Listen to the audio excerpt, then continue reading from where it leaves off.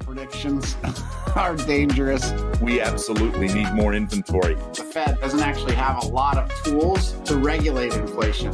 That cash has dried up. Wow, is my first thought, Bruce. If both parties don't win, it doesn't happen. The Real Look. Trending news. G'day. Today's Wednesday, November 22nd. I'm Bruce Hardy. And I'm Chase Williams. And this is the news you need to know. Well, Chase, home inventory is climbing even faster than this time a year ago. There are now 528,000 single-family homes on the market, and that's an increase of 1.8% from last week, according to Altos Research. In fact, they said this is a demand-driven slowdown because new listing supply is still running 9 to 10% fewer homes for sale each week than this time last year. We're seeing fewer new sellers each week, but the inventory is building as home buyers wait to see if mortgage rates will come down to make purchases more affordable. So what do you think about this news of inventory increasing, by the way, not at a normal time of year? It really highlights the slowdown in demand, as mentioned in the story, right? Given the historic rapid rising of mortgage rates and how high they've gotten compared to recent years, although when you look back and offer a longer term perspective, they don't look as high, but they certainly look high to the person who started paying attention a couple of years ago. You're seeing this demand slow to such a degree that inventory is building, even though less sellers are still selling. And we know why that is, right? We've shared that on the program here. It's because a lot of them are locked into these incredibly low mortgage rates of the home that they own, and they fear entering the market and replacing it with something at a rate that's double or triple what they currently have, right? So either way, an increase in inventory is a good thing, I believe, considering how low it's been for how long it's been low. Given the headwinds that we're experiencing in the industry, that's a silver lining, getting some additional inventory regardless of what may be causing it. Well, what's interesting too, Chase, is we're seeing an increase in inventory, like you said, slow demand, but new pending home sales each week continue to run 10 to 15% below last year's pace, right? So additional evidence, right, that buyers are still sitting on the fence waiting to see if rates change.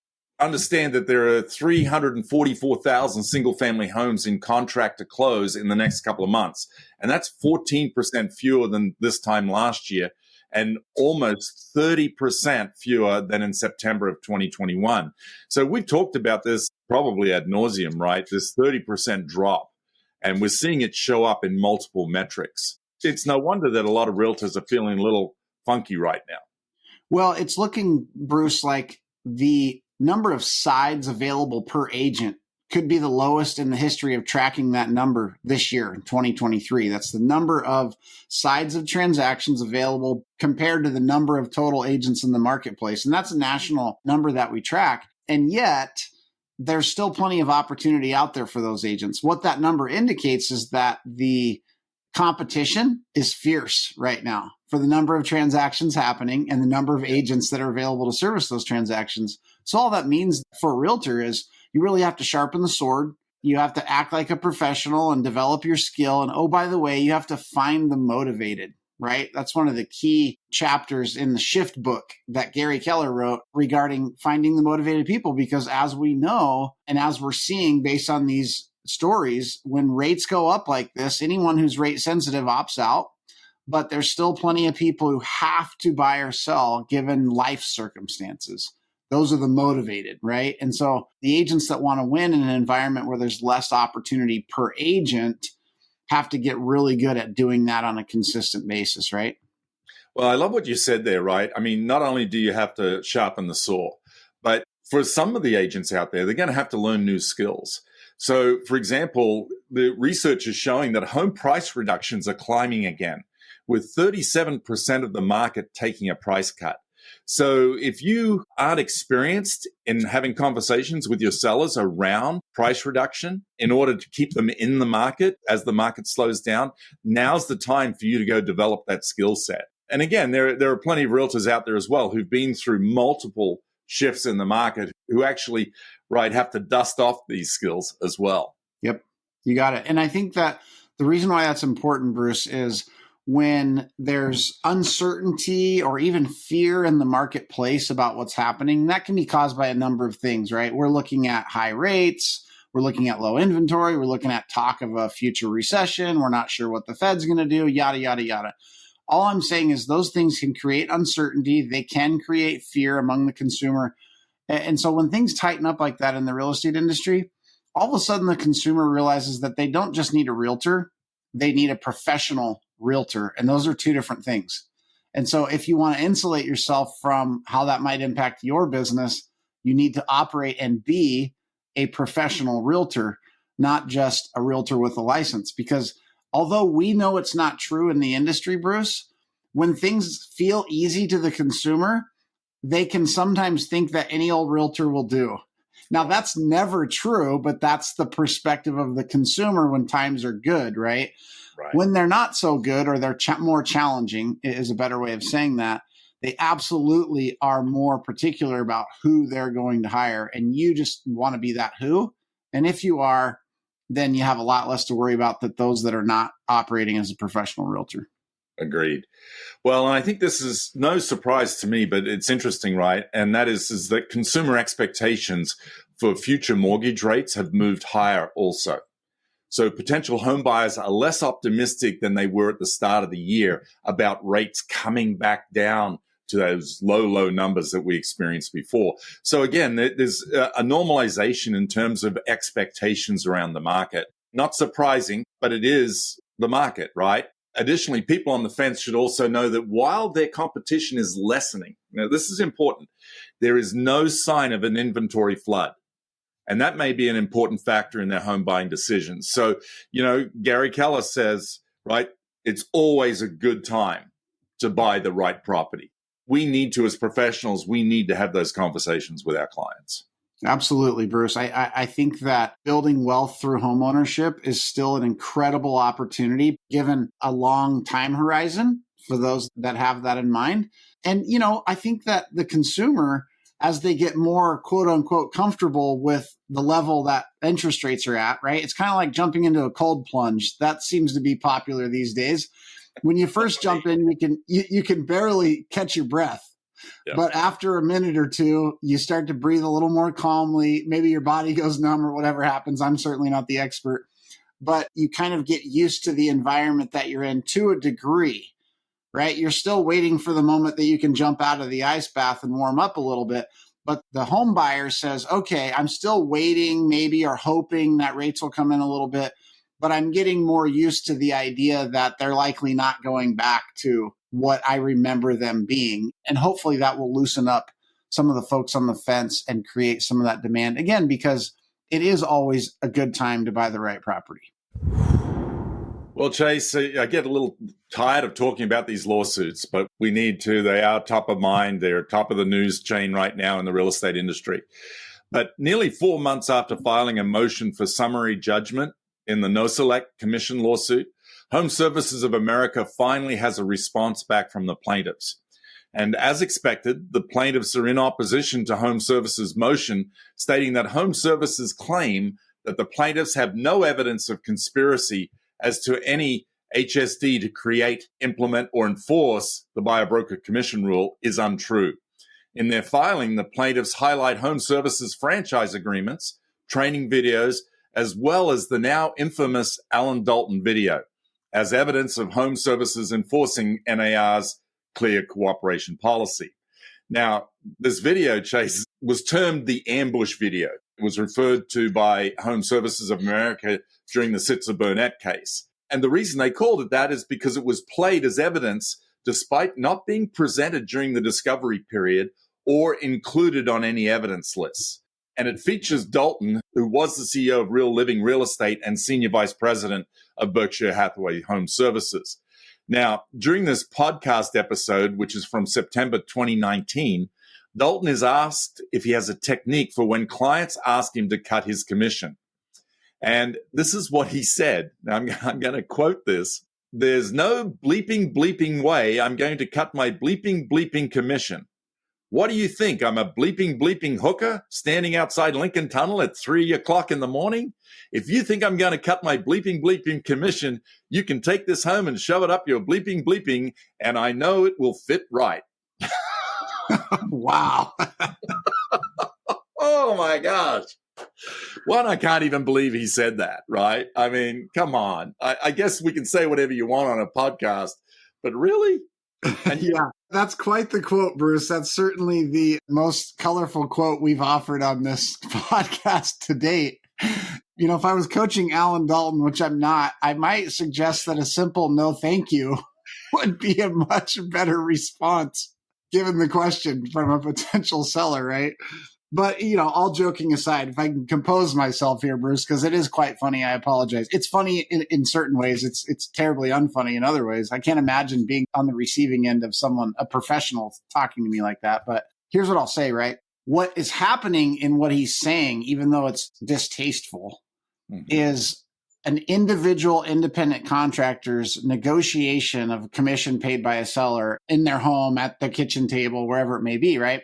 Distasteful as it may be, it doesn't make the fact that we've always been able to negotiate our commissions one-on-one directly with the seller of a home, regardless of any of these lawsuits, cooperation rule, etc.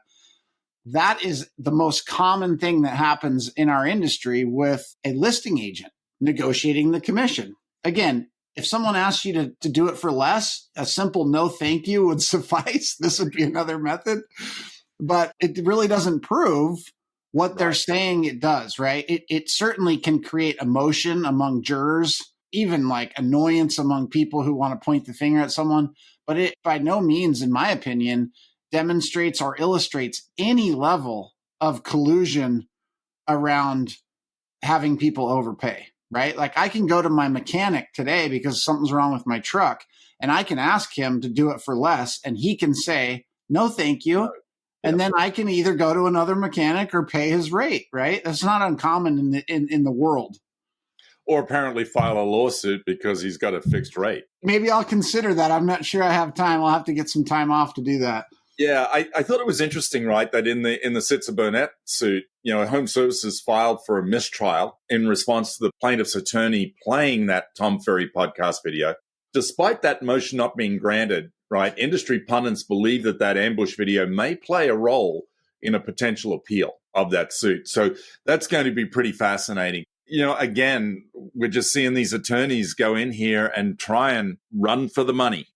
Focus on what you can control, which is understanding at a deep level your value to any consumer on any side of the transaction, being able to articulate the value that you offer as a professional, being able to ask to be compensated for the value that you offer as a professional, and understanding any objections that may come from that and decisions that you would make around that as an independent contractor, just like my mechanic, right? He knows his value. I can't fix my own truck. I'm not very handy.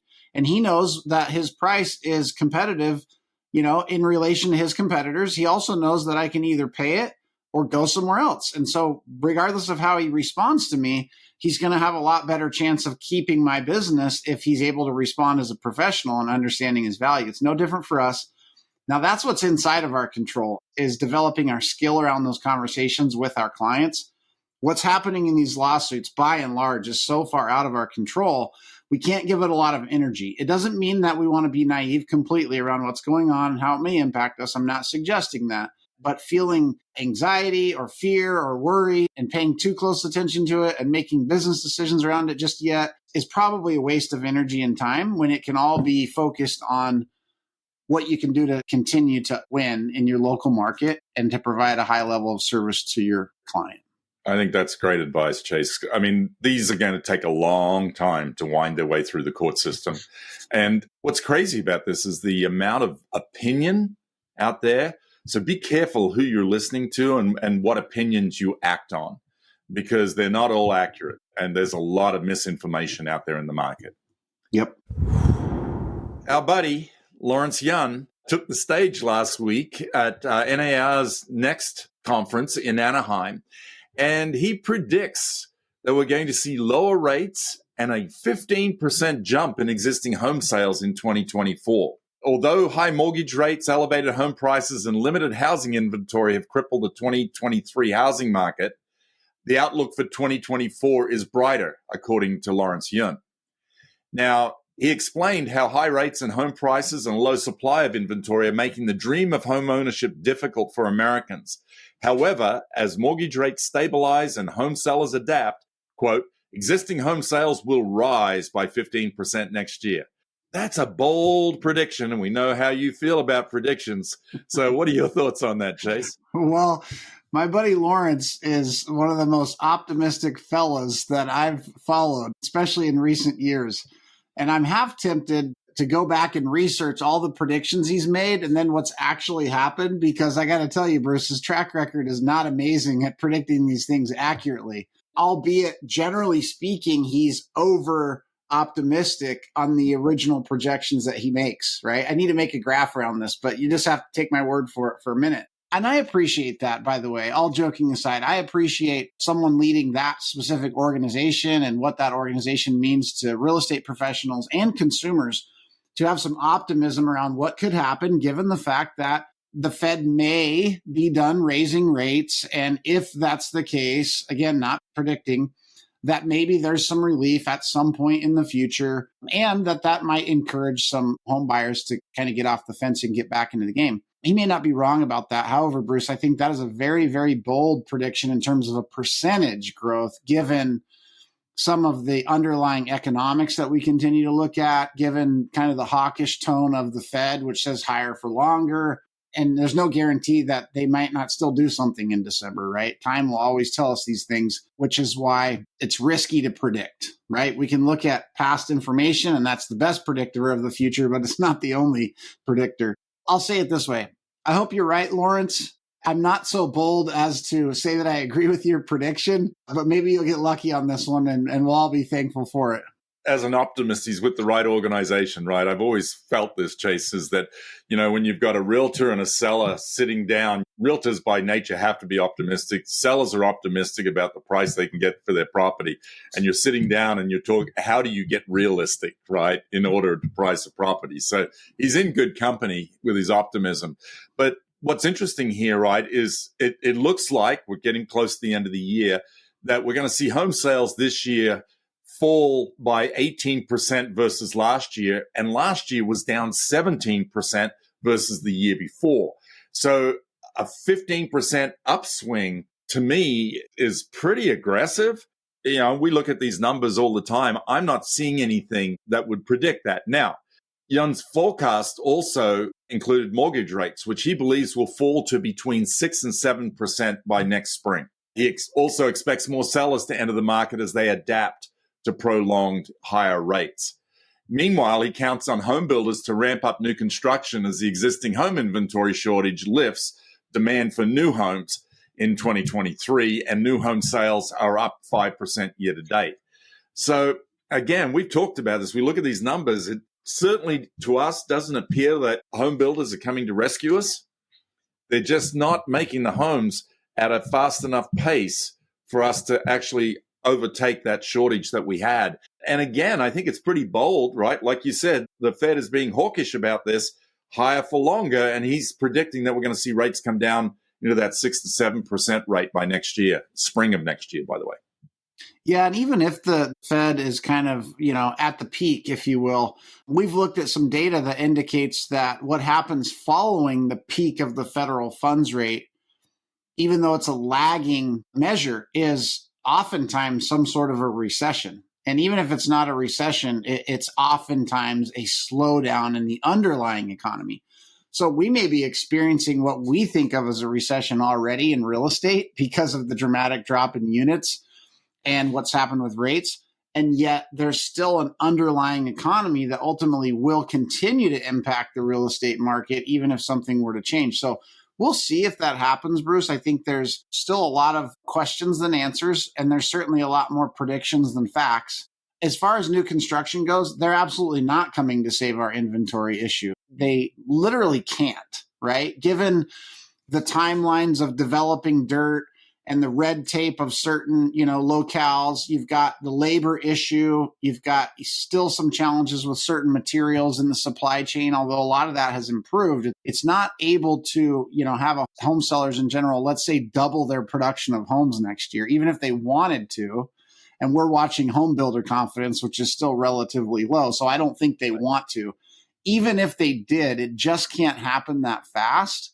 So although new home construction has been kind of a bright spot, considering low inventory of existing homes, they can't produce enough in such a way that's going to have any dramatic impact on our inventory issues in the short term. And then they would have to be well above the national average of 1 million home starts per year for years for us to get caught up of all the number of years we've been below that average. So even if that is something that we're counting on, we definitely shouldn't count on it in the very short term.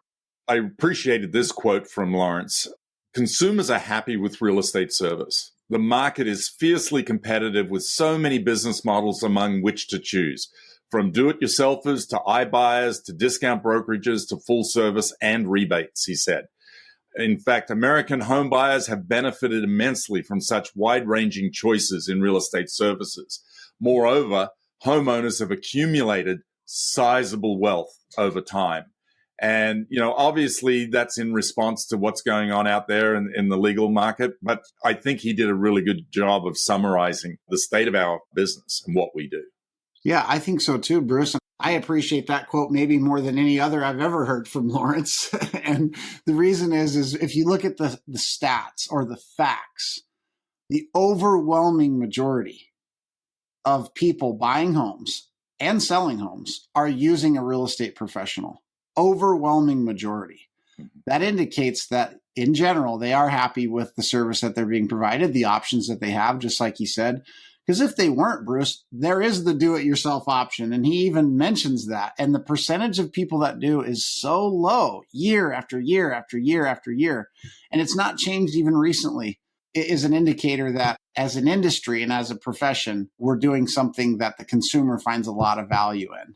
For all these lawsuits out there kind of going back to that to indicate something other than that, it's just there's no proof of it. There's no proof in the actual votes of the consumer, which is with their feet and their dollars and who they're choosing, and they're choosing real estate professionals.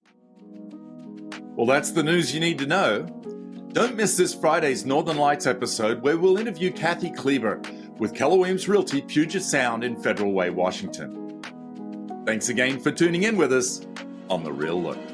This podcast is produced by Marissa Frost. Visit KWNWR.com to access the show notes from today's episode. Head over to Apple, Google, or Spotify, or really any major streaming platform to subscribe, and don't forget to leave us a review. Thanks again for listening to The Real Look.